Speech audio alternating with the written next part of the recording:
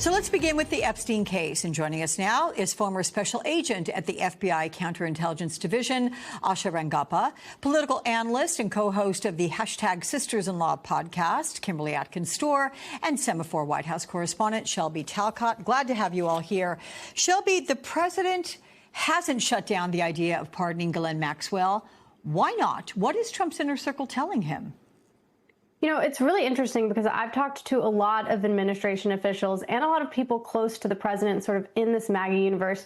I haven't heard anybody suggest to me that it would be a good idea to pardon Ghislaine Maxwell, even setting aside sort of what she has been convicted of, just politically for the president. Nobody has sort of laid that out, that they think that it would be beneficial to the president. They actually think the exact opposite, that it would complicate things. It's not something that the majority of the base seems to want. And so I thought it was really interesting, his response there, because when I talk to people inside and around the White House, the general consensus is this should not happen.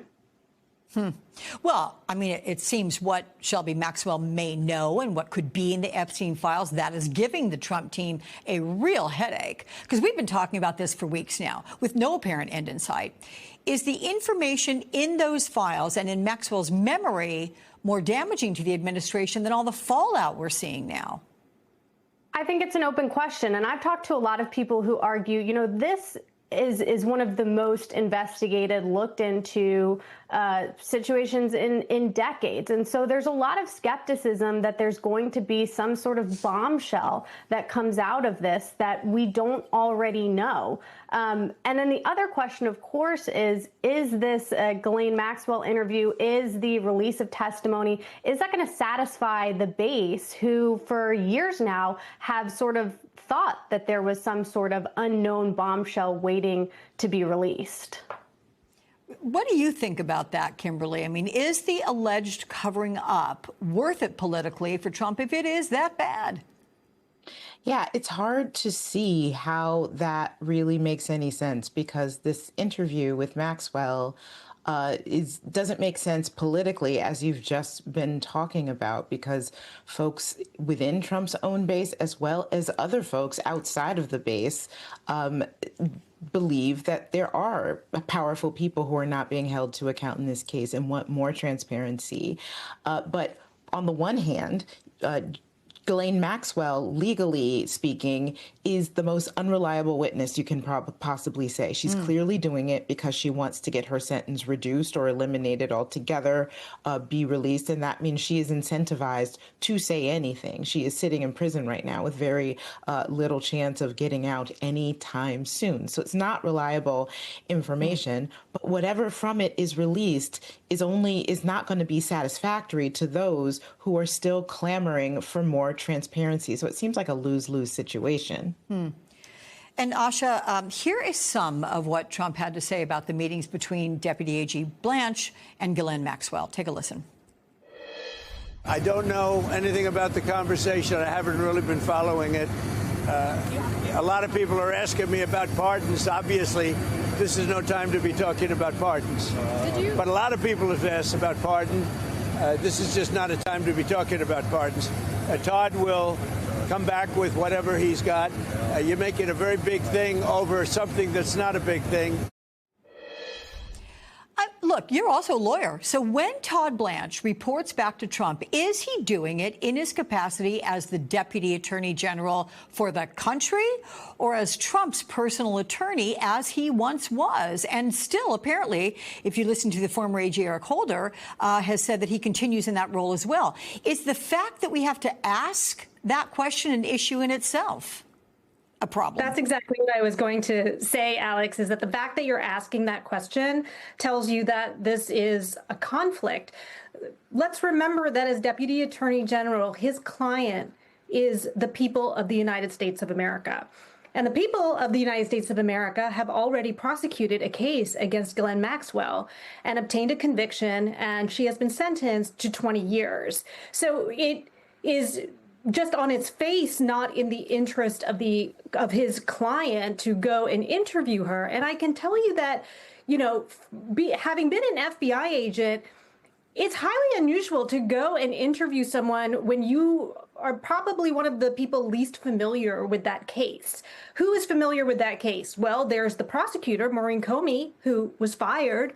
There are probably many FBI agents, but he didn't take any of them. So how are you going to interview someone who's in a position you think to give you information when you don't even know whether what they're saying is true? That's the entire point. You go in knowing more than your subject. And that is clearly not happening here. And whatever information that she could potentially provide is never going to lead to any kind of prosecution. As we just heard, she's probably the most unreliable person. I mean, they're not going to build a case around her. There's no point here. Right. It's like Todd Blanche is going in fishing for information rather than corroborating information that he would already have. So, Asha, we've also not heard much from FBI Director Kash Patel and Deputy Director Dan Bongino recently, despite their interest in releasing the Epstein files. So there's the report last week. The FBI allegedly combed through the Epstein files. They're looking for Donald Trump's name. Why aren't the FBI leaders pursuing this anymore? And can new investigations be opened up at this point, or is it case closed, as the administration says? Well, Alex, this case has now been investigated, by my count, 4 times.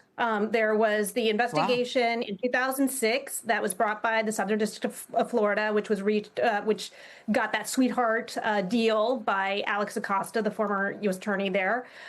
There was the investigation that led to the charges against Epstein himself in 2019 by the Southern District of New York. There was the investigation that led to the charges and conviction of Ghislaine Maxwell in 2020.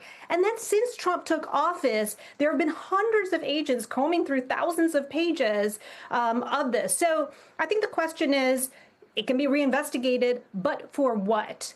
The Justice Department has already said there's nobody that can be charged. So right now, you're either going to be transparent, or you are trying to come up with a narrative that substantiates a conspiracy that you have promised to people, and you need to cherry pick evidence. And it's one or the other. There's not going to be a real case, I think, brought out of this, because I think if there were more people who could be charged, they would have been by now. To that end, Kimberly, the administration certainly knows large portions of the MAGA base they won't be satisfied with their efforts so far. And you have right-wing influencers, rather. They have been on this story for years, and they think that Ghislaine Maxwell holds the key to unlocking the truth. Maxwell's been charged with perjury, so it's possible she may be telling Todd Blanche what he wants to hear and not the full story. Ultimately, these influencers, are they going to accept what she has to say? I highly doubt it. I mean, there is already disagreement among the influencer crowd about the veracity of her testimony for the reasons that we've been stated. This is someone who has been convicted for trafficking children and who has been caught in lies before. So this really isn't worth it. But it's also worth remembering the Department of Justice is not an organization that seeks to put out information for the public good. That is Congress. That's the job of Congress to do. The DOJ is supposed to be looking for evidence of a crime. And that's what this should be about. But as Asha pointed out, this case has already been investigated and investigated and investigated. So that's not the point here. Now, if Congress wants to subpoena records and try to cast sunlight on the investigation in that way for the public good, they have the ability to do that. They have subpoena power, but that's not what the DOJ is supposed to be doing in the first place. Todd Blanche, Kimberly, said on Thursday, before his second day with Maxwell, that the DOJ would release information about the meetings, quote, at the appropriate time. When is that? And will it ever be given to the public?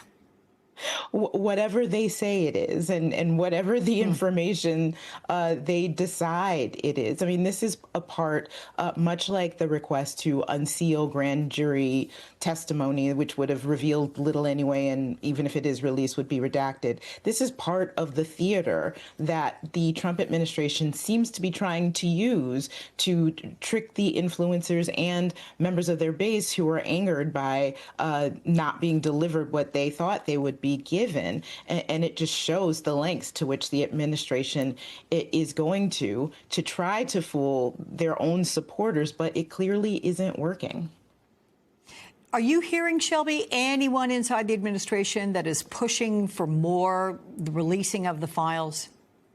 Well, yeah, I think that there are certainly people within the FBI who still want, this is how this whole thing started. I'll remind everybody, there was that 2-page unsigned DOJ FBI memo that effectively closed the investigation. But remember, Dan Bongino, Kash Patel, all these other folks were really frustrated and felt like there was more that could be released. That frustration remains. There are people inside the FBI who still want more things to be released. And so there's still sort of this quiet debate. And then, of course, you have the Trump base, who has been relentless in letting the president know that they are unsatisfied with how this has all happened. And so as a result, you've seen how the president and the DOJ have sort of shifted from saying, OK, case closed, to, OK, we'll try to release the testimony, and we'll also interview Ghislaine Maxwell. You're seeing them shift, and that's because of that pressure inside and outside of the administration.